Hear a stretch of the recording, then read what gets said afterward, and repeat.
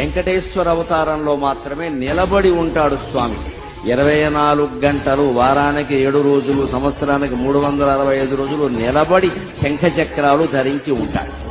ఇంత వైభవం ఉన్నవాడు ఎప్పుడు నుంచోవడం ఏమిటి? ఆయన కూర్చుంటానంటే రత్నాల సింహాసనానికి ఏమైనా కొదవగలుగుతుందా? నువ్వేమిటయ్యా ఎప్పుడూ నిలబడే ఉంటావు, ఏదో శిక్ష అనుభవిస్తున్నట్టుగా కూర్చోవేమిటి, పడుకోవేమిటి, రవంత విశ్రాంతి తీసుకోవేమిటి స్వామి అంటే, స్వామివారు నా మదిలో స్ఫురింపజేసిన సమాధానం ఏమిటి అంటే, ఎలా విశ్రాంతి తీసుకోమంటావయ్యా? అప్పుడప్పుడు ప్రవచనాలు చెప్పి అవధానాలు చేసి నీకే విశ్రాంతి లేదు కదా, 24 గంటలు భక్తుల్ని రక్షించడమే పెద్ద అవధానంగా పెట్టుకున్న నాకెలా విశ్రాంతి ఉంటుందయ్యా?